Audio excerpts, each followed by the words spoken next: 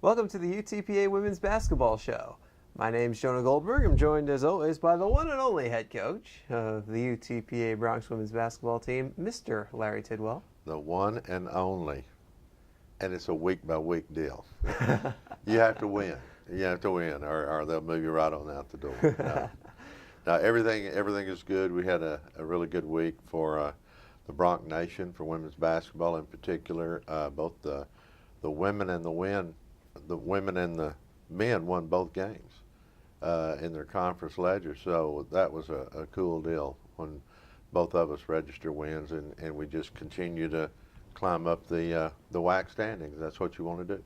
And you all did it in very similar fashion by scoring a lot more points than your opponents did.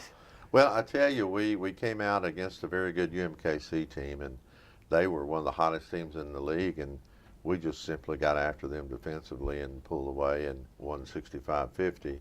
And then we came back against Chicago State, and they gave us all we wanted for a half, and then we pulled away, and I think it was 66-44, something along that line. We won by about 20.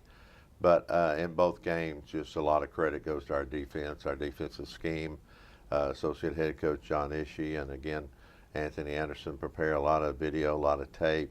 Hannah Burleson's in on that, and just a really good job from the coaches. But again, it boils down to what your players do, and our players performed both games exceptionally well. We're still looking for that perfect game of where I'm happy with how we shoot.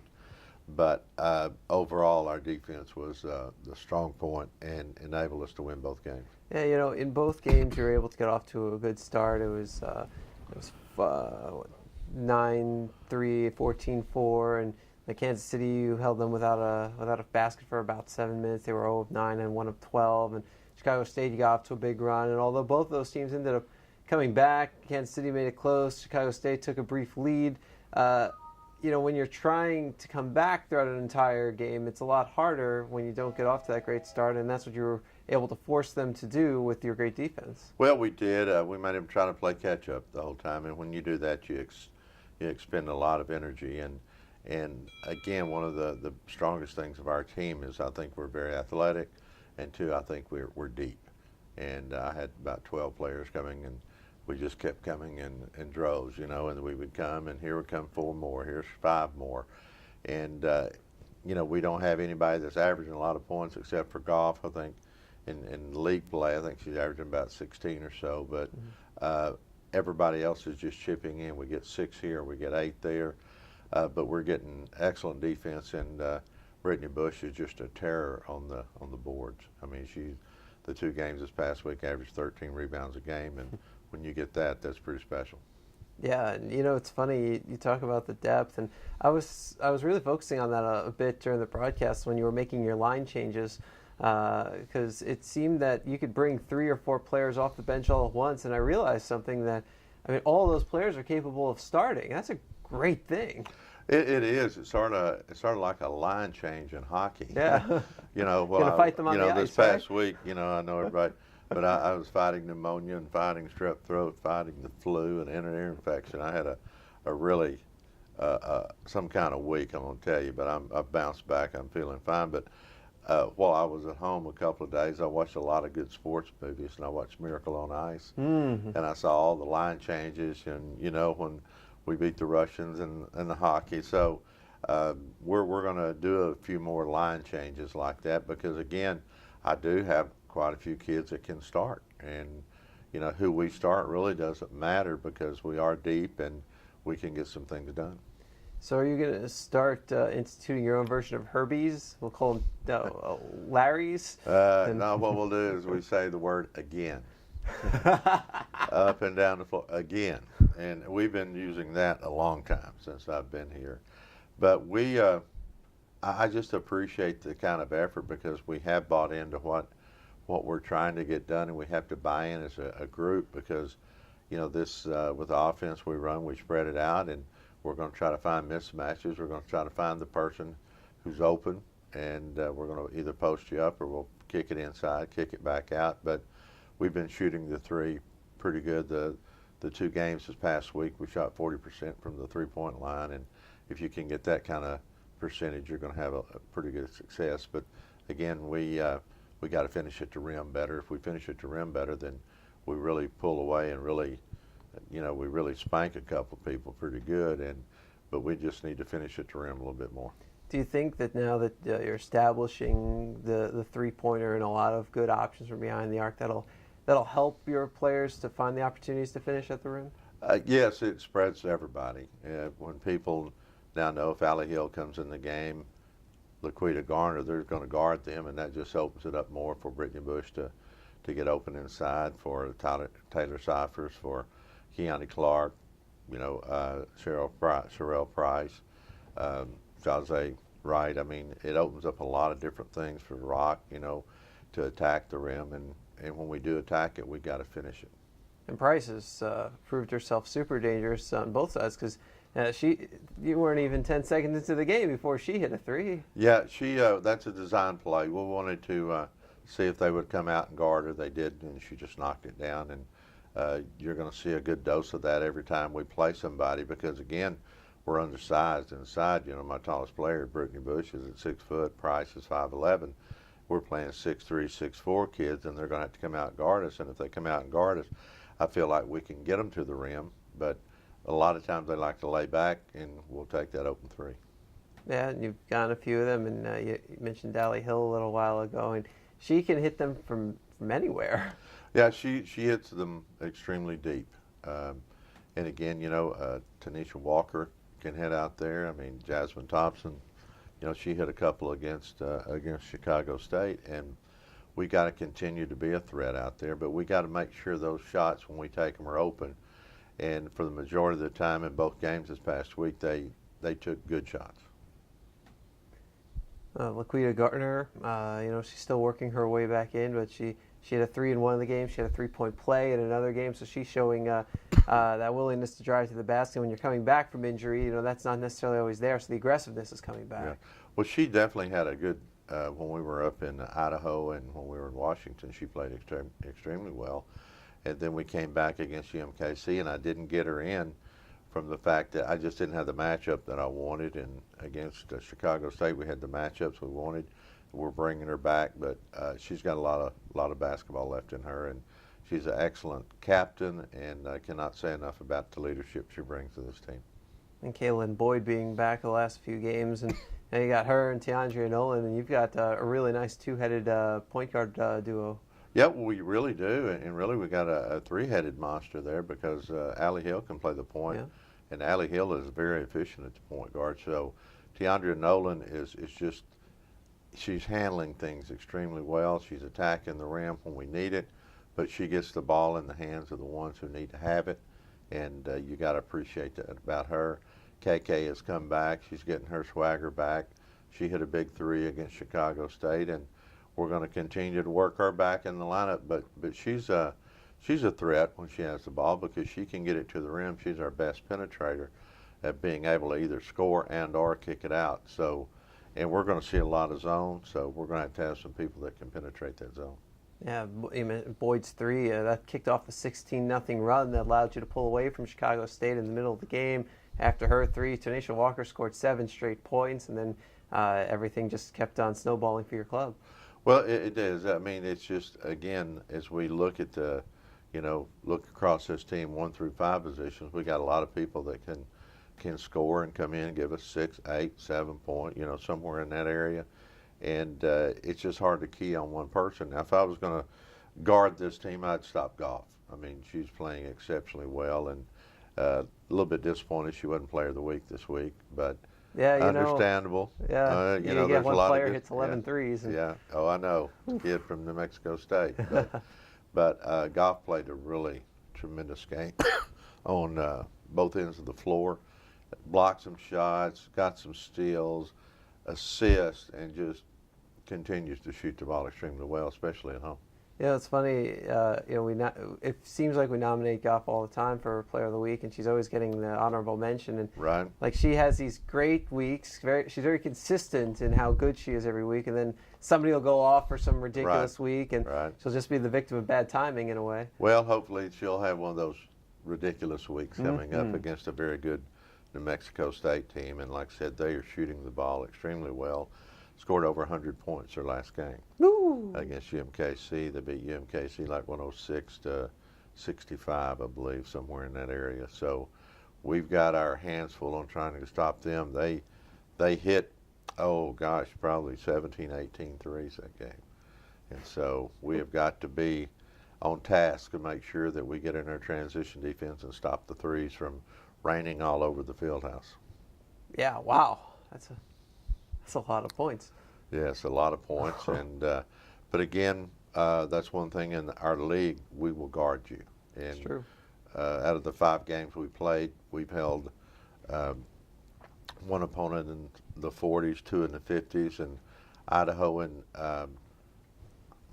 and Seattle got away from us as they were extremely hot. But we got some different things we're going to try to do to them when they visit the field house. But we've been playing overall exceptionally good defense. And you know what? Kansas City was the top offensive team in the WAC entering that game, and you held them to 50 points. Held them 24 points below their average. And that, a lot of factors go into that, getting prepared and, knowing exactly what every player is going to do. But again, it comes down to just effort from your players, and our players gave the effort, and we did what we were capable of doing, and we shut them down. So now you're back at 500, 9-9, 3-2 in WAC play. So winning record in WAC play, big milestones. It is, getting back to 9-9 with the schedule we played, because at one time we had played like 9 out of 10 games were on the road, and went into this season with a very unfavorable schedule as far as how we had to play it, where we had to go, timing, just a little bit of everything. But we've hung in there, and we're back at 9-9. That's huge for us. So we got to get over that. Got to get over that 500 hump. But the thing that we can do is continue to win in the WAC, and that's what we're here to do. Is we're here trying to compete for WAC championships, and it's a long way to the finish. We have 11 games left in the league play, and as they say, that we have the destinations in our hand. I mean, we can help solve all the problems, things along this line. Now, you got Idaho sitting there, with 6-0, and they've got a very good team.